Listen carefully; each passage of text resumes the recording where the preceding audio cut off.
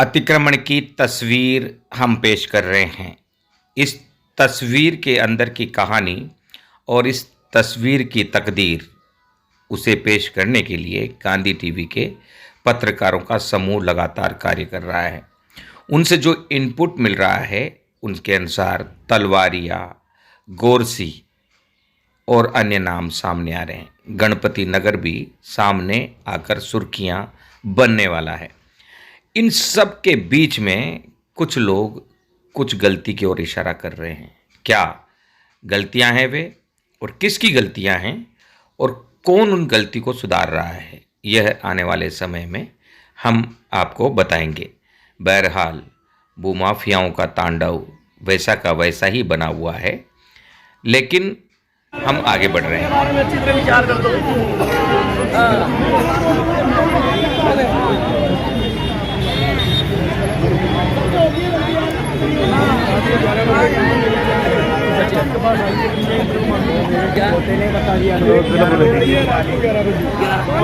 देख लेना यार मैं क्या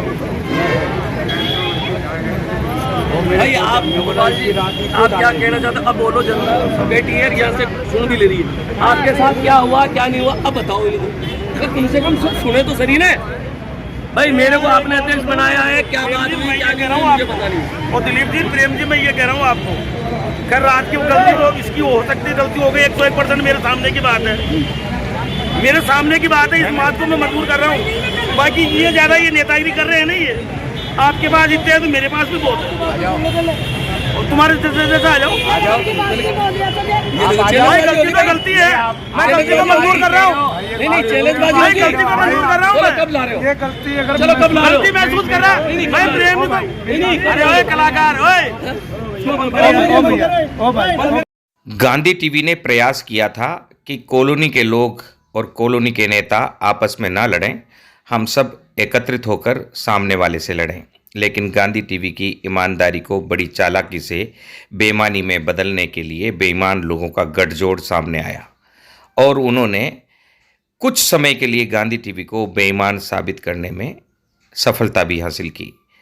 हम साफ साफ कहते हैं, गांधी टीवी को जरा सर्च करिए और गांधी टीवी के 1,500 वीडियो चिल्ला चिल्ला कर कहेंगे कि गांधी टीवी कभी समझौता नहीं करता है।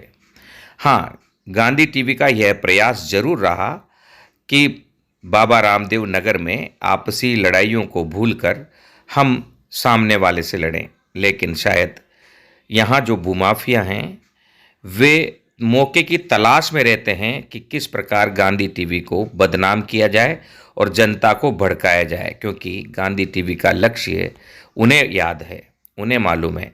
यहाँ भोली जनता जरूर नासमझ बनी हुई है, लेकिन जो लोग गलत करते हैं उन्हें बिल्कुल यह बात पता है कि गांधी टीवी के कदम उनकी गलतियों के कब्र को खोदकर उन सबूतों को सामने ला देगी जो उन्हें सलाखों के पीछे पहुंचा सकता है।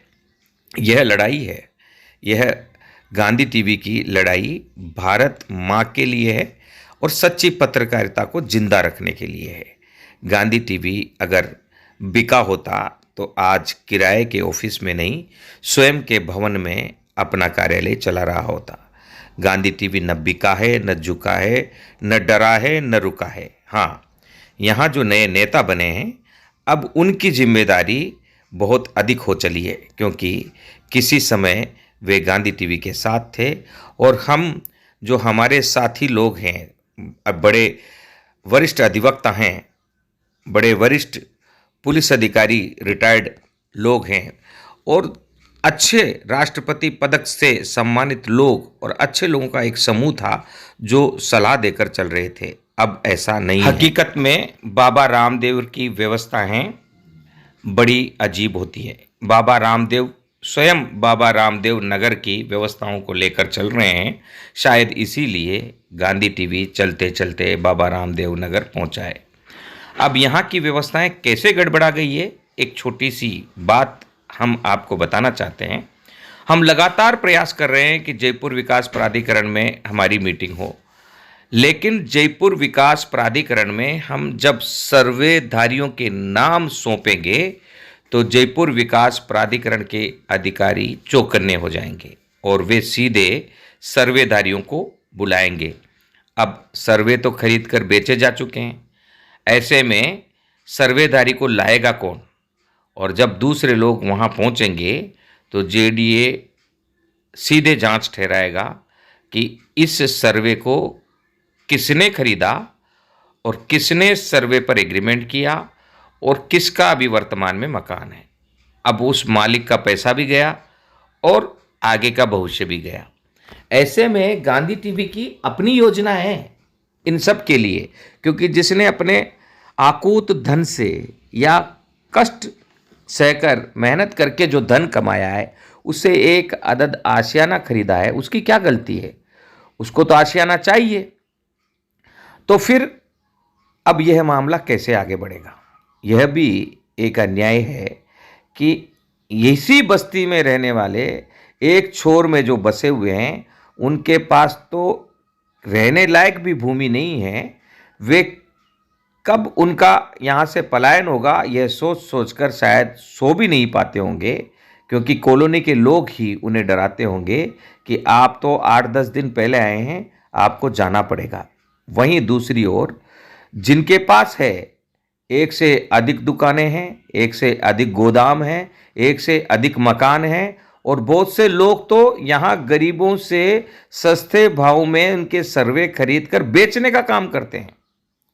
गांधी टीवी की योजना थी कि अगर किसी को पैसा चाहिए तो कम से कम ऐसी व्यवस्था हो कि उसे अपने सर्वे के दम पर कुछ पैसा उधार मिल सके। और उसे करेगा कौन और किया कैसे जाएगा? उसकी अपनी एक योजना है, उसकी अपनी एक प्लानिंग है, उसकी अपनी एक व्यवस्थाएं हैं।